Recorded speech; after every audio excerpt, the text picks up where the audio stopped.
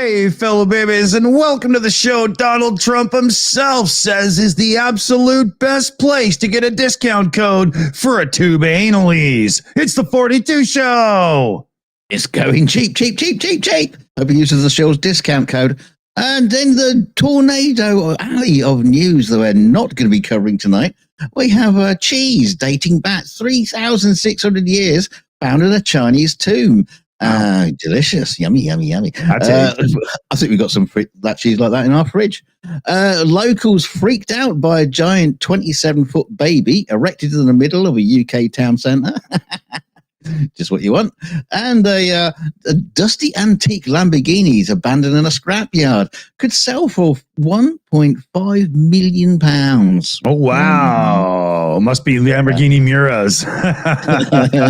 I can't tell for the dust. It would have to be.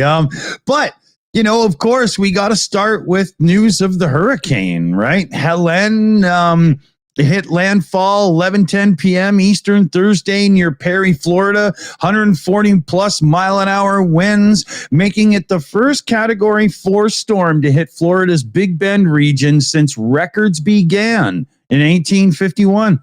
Overturned boats, flattened homes, and a vista of floodwater several feet deep were revealed at dawn across the storm-weary region. I'll scroll through some pictures as we're going here.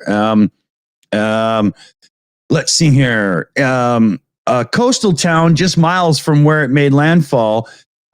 Dude was driving a golf cart with his wife over debris around downed trees, horrified at the damage, looking around. And he said, you know, it's hasn't even sunk in. He says, you know, everything's just kind of ruined. That's a hell of a golf cart he's got in the picture. Yeah, well, the pictures aren't matching up. I'm trying to scroll through as I'm reading at the same time. It's not really working out. Ambidextrous isn't my middle name. But it actually maintained hurricane strength for several hours as it pushed inland across northern Florida and into Georgia. The National Hurricane Center said it was Helene was a tropical storm as its bands of showers and winds pummeled parts of the Carolinas and Tennessee. It weakened further to a tropical depression with winds of about 30 depression. Strange word for that. 35 mile an hour. Yeah. And the storm crossed into Kentucky, 125 miles southeast of Louisville. Like, you know, flood alerts were everywhere. There's here, let me go through a few more of these pictures. There's there was tornado warnings in eastern North Carolina, southern Virginia as it was pushing in more. Flash flooding. There was a landslide somewhere. It's unbelievable the destruction it caused. And yet I think the death toll is up to like 33 right now. I'm trying to refresh the site here to see if I can get a newer number. I'm absolutely shocked that that's all it is, with reports of people wanting to stay behind because that's where I grew up and all this other stuff some people were saying. You know, I was surprised. That's a scary looking image there. I would not be at that house during that. Not a chance. Yeah. And then that house is tearing away, I think. Oh, yeah. You know, you see here, some of these houses, you can see how the water's coming up. So they've obviously designed the property so that there's like a hump. So it's sitting up to help, right? That does not look like fun. I think there's like a good, hundreds of thousands or so without power. Sorry, I can't scroll on that and read at the same time. I should have given you the images to screen share over. Would have made this easier. And there's warnings about floodwater carrying disease. There's many communities that are scared that their local water is not going to be safe at all. And with all the flooding around, how are they going to get like nice fresh water in just for drinking, let alone, you know? There's a lot of mess from this afterwards. It does. I've said this before, and I've said it with Annette too, because, you know, she's in Tornado Alley. We're trying to get her the hell out of there. What is it with humanity settling in these places where we know it's going to get very dangerous every so often, you know? we just seem to have a really, really amazing talent for denial. Like, no, it won't happen to us. That's fine. You can't all live in Britain. Come on, maybe the room. Yeah, we'd have to turn Clarkson's farm into condos. Today in Britain, there were great storms. The windows rattled and somebody's tile fell off a roof. But yeah, so, good luck to everybody that's there with the cleanup and everything. And I hope the insurance companies aren't complete jerks to you about things. Oh, they can't hear you. They've got no power. Yeah, that's true. Yeah. You have to shout. Yeah. Yeah. Has anybody got a long piece of string and a cup? But, yeah, I am surprised, though. I thought death tolls and stuff would be higher. And the news is more about like the lots of damage and flooding. So, yeah.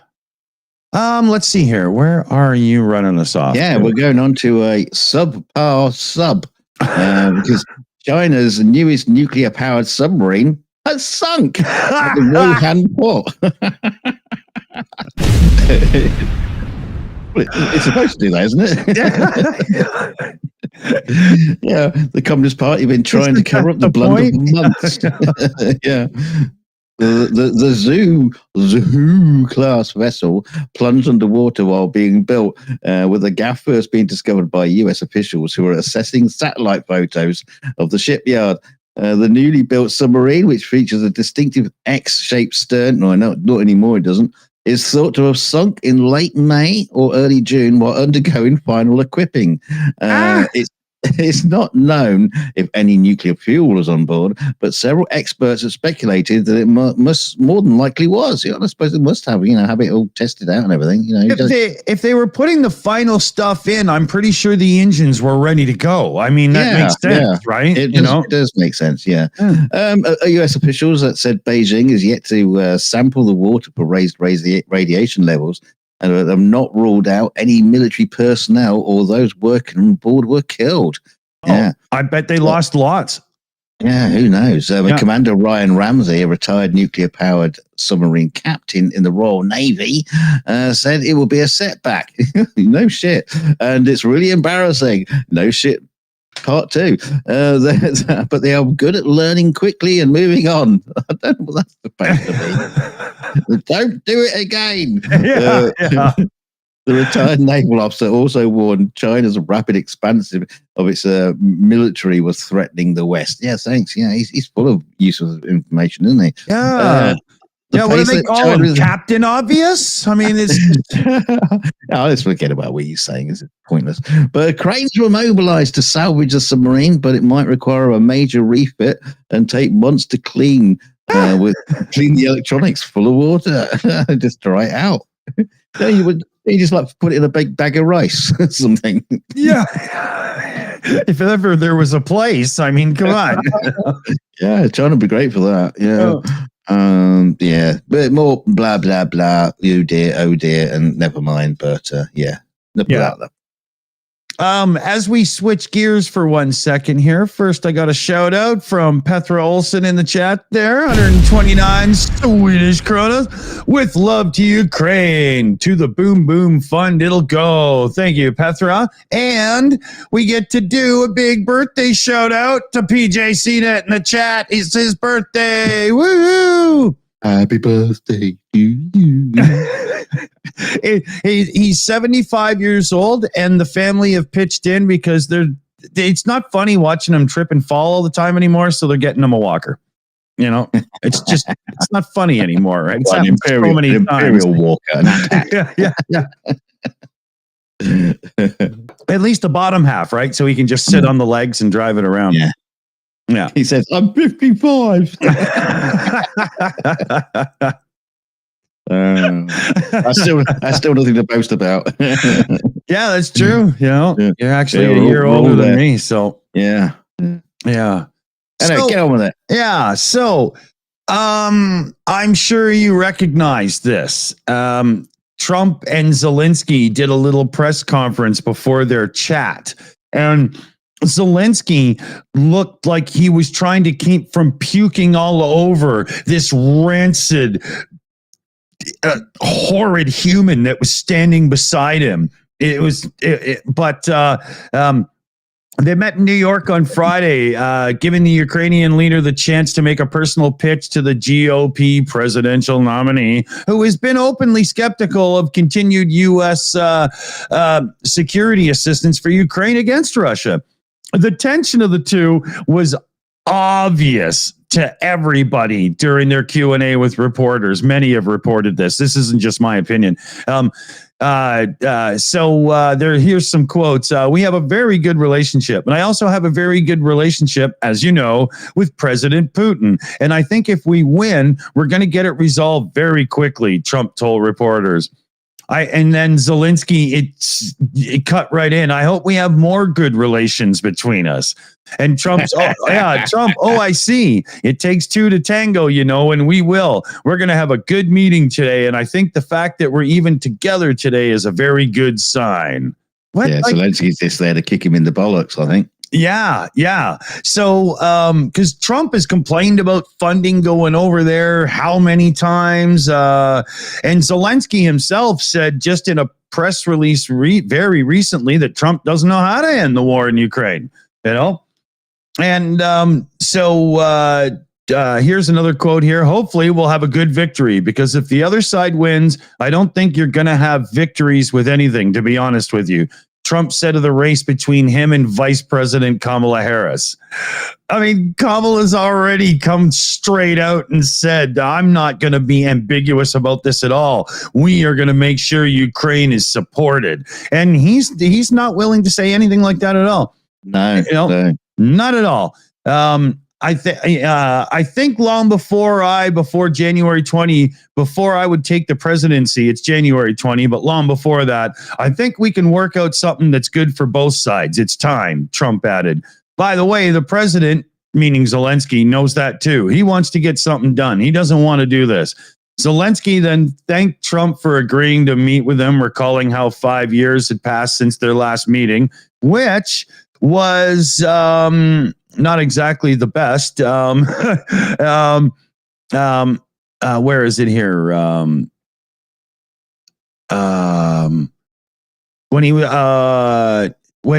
When Trump was asked if what he envisioned as fair, and Trump couldn't. It's too early to say. He says, I have my own ideas, and I'm sure that the president definitely has his own ideas, but it has to be fair. Zelensky chimed in, reminding how Putin was invading Ukraine territory. This war shouldn't have been started, right? And I think the problem that Putin killed so many people, and of course we need to do everything to pressure him to stop this war. He is in our territory. That's most important. He is in our territory, and how to stop the war, to pressure him as we can. We have to do it. And Trump said Zelensky said it the best, that this war should never have happened. Trump questioned how Ukraine could rebuild and restore its cities, saying it's not possible. You have to, by the way, come to see us then, Zelensky says, but you can, like the last time Zelensky and Trump met, it was a Democratic impeachment investigation into Trump for denying Zelensky a White House visit and U.S. aid to Ukraine. Well, Trump tried to get the Ukrainians to announce an investigation into Biden, that whole thing, right? This is the last time these guys have even been together, right? Yeah. And just recently, don't forget here, when Trump was talking about Zelensky, he said he refuses to make a deal with Russia, making the former president's most explicit criticism of Zelensky up to this date, really. He says, the cities are gone. They're gone. We continue to give billions of dollars to a man who refused to make a deal. There was no deal that he could have made that wouldn't have been better than the situation you have right now. You have a country that's been obliterated, not possible to be rebuilt. Well, that's bullshit. But what was he supposed to do? Go, oh, well, if I give you 10% of our land, will you just not invade? Trump talks like it's a business venture. The guy has no freaking clue. So, he's not very good at business ventures either. So, that's true, right? Bankrupt. It's his middle name. But just remember, people, push everybody to get involved, get registered, vote, and make sure they're not voting Trump, because we're screwed then. Yeah, absolutely. Yes. And talking a big pile of poo, In China has not had a very, very good week because pedestrians and cars were soaked with poo after a sewage pipe exploded near a motorway. That's right, chump. Stomach-churning CCTV footage shows the poo canoe of browny orange waste showering the road, and I didn't mean Trump. The pipe ruptured on a section of road undergoing work around 11 a.m. on Tuesday, September 24, just a couple of days ago. The footage shows how the human waste thundered more than 33 feet into the air like a geyser. Oh, my God. Yeah, vehicles are shown driving on the busy road when the poo canoe erupted, sending a huge brown cloud into the sky in Nanning in the southern Guangxi region of China. The dash cam, yes, they got dash cam footage shows how windscreens were pelted with globules of brown shite, and it rained down all around. Oh man, yeah, they got like here. That's before, during. Whoa, it's on fire. That's like the Jolly Green Giant just having diarrhea all over a highway, man. They're saying unsuspecting pedestrians were also splattered from head to toe. Yeah, the people on bicycles and stuff here. Let me zoom this in. There's people on bikes and stuff, and oh no, that is some nasty ass. Oh, yes. Yeah. Well, maybe, remember that story about them using their wastewater to cook food? Oh, yeah. Could be using that into a wok. Yeah. So where were we? Yeah. One driver reportedly complained, "I'm drenched in poo. My car is splattered yellow. It's ruined." What color poo were you? Oh. The blast was so powerful, the digger was flipped at the roadwork site where the eruption occurred. By digger, I don't just mean a guy with a spade. Force of human feces flipped a digger. Just think that's never been said in the history of the world. Well, only on this show. Local authorities confirmed that no one was injured during the explosion. I'm sure there was a few bags of sick filled. Several vehicles sustained damage from the sudden explosion out of the ground. Yeah. But apparently it happened as a pressure test was being conducted during the laying of the sewage pipes. What kind of pressure is that? Get the man who has to do a seriously large poo. Get him to sit on the pipes. Yeah, I mean, what did they go and find Mr. Creosote? I mean, just a pressure test. Oh no. Wait, why would you pressure test it full? Wouldn't you empty it first so it would just Yeah. What we're going to do a pressure test. What should we fill it with to do the test with? I know. Feces. Yeah, we don't waste anything good. Just put shit in it. Yeah. Look at how look at how vaporized the cloud looks. It's in the air. Yeah, there must have been a Taco Bell nearby. But local authorities are reporting and investigating its causes to prevent similar incidents in the future. Oh, good. Yeah, I'm glad. I vote for that. Yeah. But I could do that for them right now. Fire the guy who thought it was a good idea to pressure test a shit tube that was full. He probably just looked down the pipe and just lit a match. Boom.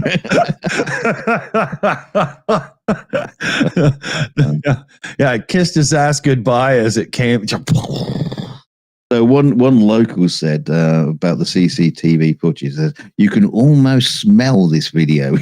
Oh. So see what the people say in the chat. Can you smell it? Can you smell it? Hope not. Maybe if you can, maybe it's time to clean your pipes. I don't know, but anyway, it's like Eddie Murphy playing the fart game. You can smell it. Let's move on out of here. So cleanse ourselves. Please. Well, yeah, okay. So I got one that, this irks me, and it shows how right to repair laws really need to be enacted quickly. So you see this guy here? He's a jockey, and in a horse riding accident, he was paralyzed from the waist down, but I don't know, 9-10 years ago, whatever it was. He got the exoskeleton that you see on his legs, the black. Here, let me zoom that in for you. It was $100,000, and it connects to a watch that helps him control it when needing to and stuff. It's really cool, and it got him walking again. So did he about to have a fight with that guy in the wheelchair? Yeah, I think actually it was to the death, but. So what happened was that there was a fault with the watch that helps control the exoskeleton. So he got a hold of the company that made it, and he was like, hey, blah, blah, can I get the watch repaired or just get a new watch? And they were like, no, that's, a few years out of date now. We don't support it. We don't have any parts. We don't service them. And he's like, so a $100,000 exoskeleton is now useless just because you won't fix the control watch? And they're like, yep. He fought with them for months. Yeah, no shit. He fought with them for months, and they wouldn't do a damn thing about it. So it finally hit the news locally and regionally where he lived. And in 4 days, a couple of hardware, software type hacker people got in touch with them, and they found out that it's just one of those flat little ribbon cables. If you know modern electronics, you know what I'm talking about, that had failed, and it wouldn't connect the battery to the watch anymore. So they just, made him one up and put the thing back together, and it now works fine. And this company is still standing beside their decision saying, oh, no, we were right. That's it. That's like Mercedes saying, well, I know your car was $240,000, but it's 4 years old and we just can't be bothered to make a new ignition for it or whatever. Right. Or the stitches come off your steering wheel. Yeah. I mean, I'm surprised once they've learned that, hackers managed to fix his phone, that they're not in trouble now by this company saying, oh, you're not allowed to repair our stuff. Yeah. I wish the articles I'm finding about this, nobody's saying the company's name, and I wish I knew what it was. I'll try to find it because I would love to shame them out big time for doing this kind of thing. Like, that's horrible, right? Nobody should ever support a company that does something like that, right? Samsung, LG, we say, well, I'll keep that going through the after show, and then we'll have an after show, and an after show, and I'll still just be saying company names that everybody should, Yeah. Okay, rant over. Right, good. Ding! Here. I came here for an argument. Yeah, so we're moving on to a creepy crawler, because police in Gilbert, I'm sure that's some city somewhere, have arrested a 28-year-old Jesse Michael Johnson following an incident where he was seen crawling under the SUVs of women who were vacuuming their cars at a car wash. Yes, in the court. No, we're not here to kink. We're not here to kink shame. We're not here to kink shame. Yeah, but it's not like that. The floor of the car is transparent. Stroking the transmission while they're in there, dude. Hey, stop jumping the gun on this one. I'll tell you the story. Anyway, in the court documents, investigators said Johnson has been arrested numerous times for similar offences. A story back from June 2016 states that Johnson, who was 20 at the time, was cited by police for allegedly hiding under a woman's car so he could touch her feet. Was it the Flintstones car or something? What's wrong with you? Yeah. Gilbert police say that on August 29th, their officers investigated 3 separate incidents of a man who was seen crawling under the SUVs of women who were vacuuming the cars at a Superstar car wash. In these 3 incidents, a defendant pulled into a parking spot next to the victim, investigators wrote, while each victim was vacuuming their car. We've heard that 3 times already. They hid under the SUV and spent several minutes under her vehicle. The defendant climbed out from under the vehicle when each victim was finishing their vacuuming and left the area. Investigators also said all 3 victims described the event as very unsettling, and one victim reportedly experienced nightmares since the incident. Police say Johnson's actions under the vehicles were not known during an early point of the investigation. They don't know what he was. Yeah. You guess what he was doing under there. The victims. He had padded tweezers, and he was just giving her this one, man. But they're saying the victims had to take their cars for an inspection for possible damage or the possibility of a defendant placing a tracking device on their cars. Now that is a possibility. That's creepy. Yeah, it is. Well, whatever he was doing, it was very creepy. The people at the car wash said, yeah, he was just lying there watching them. It was sure enough, they were going through the footage and they watched it happen just as the women reported it. And the employees were, able to partially read his license plate and keep a lookout for her in case Johnson returned, which he did twice. Oh, shit. What was his father? A peeping Tom hanging out in trees, Well, that makes more sense than lying underneath the vehicle at all. Yeah. How do you develop? Like, what's the downward spiral of shit you're doing in life till you get to the point where you get your kicks from sliding under a vehicle that's being vacuumed by a woman? Fuck, man. What is going on? That is a very specific kink. Yeah. We know we're not kink shaming. I fucking am. That's ridiculous. I know she's up there vacuuming. Yeah, it's weird, man. Oh, shove it into the ashtray. I know, I like it. What a strange man. Yeah, that's weird, man. That's crazy. Let's see here. Where am I next? Oh, yeah. So if you're around here for any length of time, you might think I have a serious hate boner for Hyundai and Kia cars because I pick on them lots. So let's do it some more.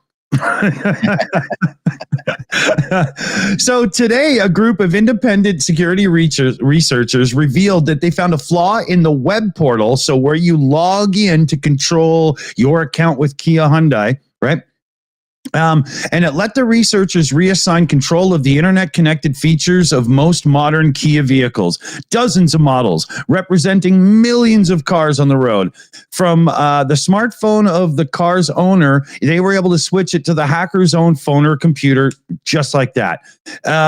They were able to build their own custom application to send commands to the targets. They could scan virtually any internet-connected Kia's vehicle license plate, and within seconds, gain the ability to track that car's location, unlock it, honk the horn, start the ignition, the whole bit.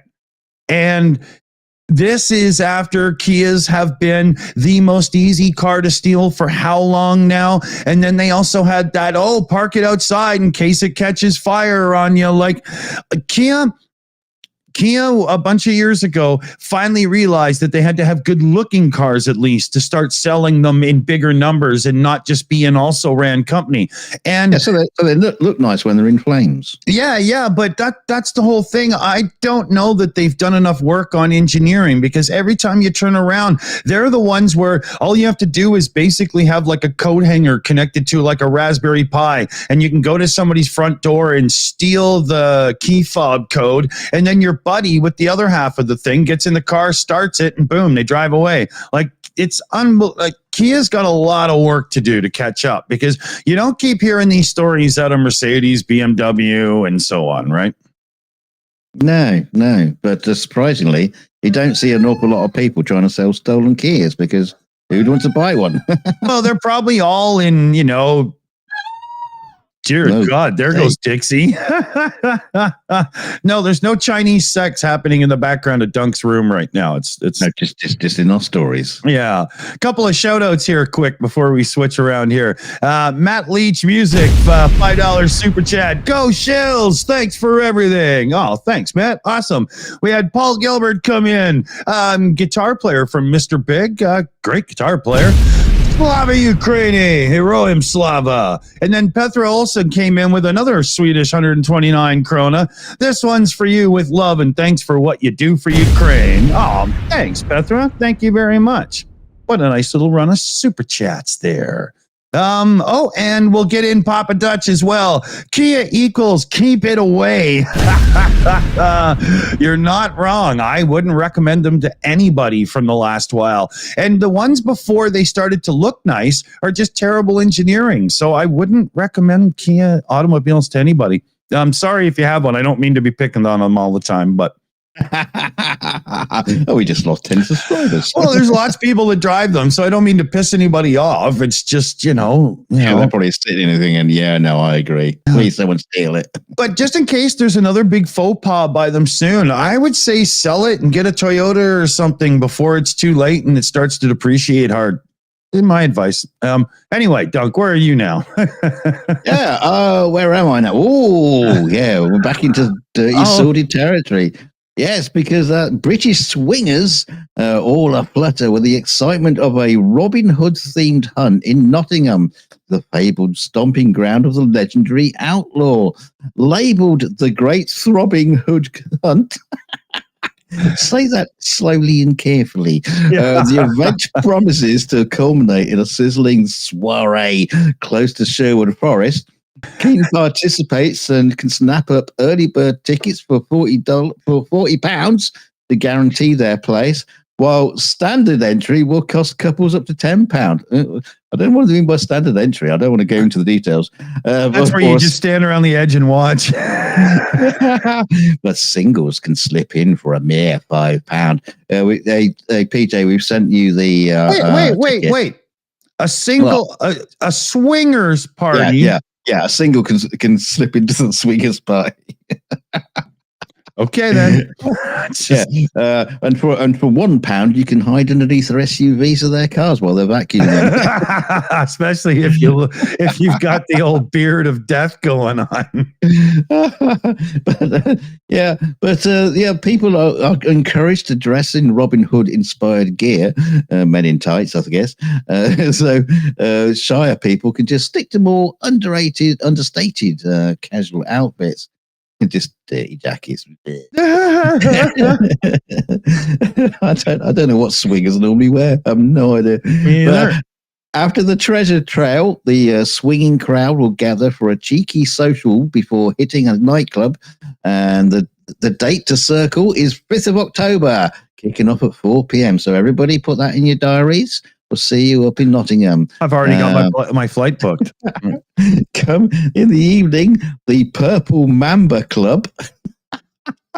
Isn't that a toy? An exclusive haunt for swingers will throw open its doors and its legs at 9 p.m. to continue the festivities. Oh man, that's one night that in the club they turn off the black lights. They don't want that. No. Oh man. You come as Monica Lewinsky's dress. Yeah. But following on from that, excuse me, I've got something stuck in my throat. But bringing a new meme to stuffed crust pizza, Grubhub owner JustEatTakeaway.com said Thursday it had partnered with sex toy retailer Love Honey. I love the wording. In an unexpected expansion. I had one of those once. It was in 1984, I think it was. I had to see a doctor. The online takeaway delivery firm said it would sell some of Love Honey's best-selling products, including sex toys from its popular womanizer, Wing Romp, and 50 Shades of Grey products. Like I'm supposed to know what these are. Who has such a sex toy emergency that they need delivery? What? Yeah. It's what? I got a kebab and a dildo. Oh shit! I cooked the wrong one. I ate the wrong one. I gotta fuck myself with this now. I should have got extra cucumber. Anyway, the offering will be available via the company's Just Eat brand in the UK and Denmark, and its food ordering service in Austria. Yeah. So there you go. Just Eat and other takeaway apps have been looking to move beyond their core food business by branching out into other product areas. That's unbelievable. And that's one hell of a leap. Yeah. Why don't they deliver like cats as well? You know, I just got to have a cat right now, man. Can you deliver one? Sure. That was the Chinese. Yeah. Yeah. Or Springfield, you know. Super chat for Papa Dutch here. I eat more chicken any man ever seen. Jim Morrison. Hey, was that when he was doing Mojo Rising there, Papa Dutch? I can't remember. I'm not sure, but thanks, buddy. Thanks. Yeah, I think that was when he was doing Mojo Rising, when he was actually calling himself that. And yeah, he got a little bit odd. Yes. Yeah. What do we got here? A minute 35. So let's continue this on with a little poke at the German thing, because, you know, Austria, German, kind of close sometimes. Somebody's going to flip out on me for that. But when you're Canadian, it's just, you sound like, yeah. It's all right. Yeah. So Tesla German plant, they have a average of sick leave that's more than 3 times the industry average going on at Tesla. And it's been said that the Berlin factory, the German factory on the outskirts of Berlin operates under a culture of fear. And workers take sick leave so much because they can't take it. It's such a stressful place to work. It's funny because you see pictures of Tesla pants supposed to look all future and modernistic and stuff. So the Germans got really pissed off about this. So what did they do? They started sending the managers around to people's homes to knock on the door and check on them and stuff. And people were flipping out, slamming doors, yelling and screaming like they were getting treated like Jehovah's Witnesses. You know what I mean? And it seems to be a big thing that's brewing. Tesla's not doing well in German manufacturing. The employees hate them. Yeah, I mean, German manufacturing is kind of like famous for its efficiency and exactly. And just, Yeah, I'll tell you a quick joke before we go here, people. There's an American auto engineer and a German auto engineer, and they're hanging out at one of those auto shows in Geneva. And the American guy says, hey, one of our buddies back home, he got caught driving without a license. Now he doesn't have one for like a year and whatnot. What would happen if you got caught driving without a license in Germany? And the guy goes, no, cannot drive without a license. And he goes, yeah, but if you did drive without, no, you cannot drive without a license. Guy goes, yeah, I get it, but what if you? And the guy gets up and he's, no, you cannot drive without a license. And he storms off. That's German engineering, right?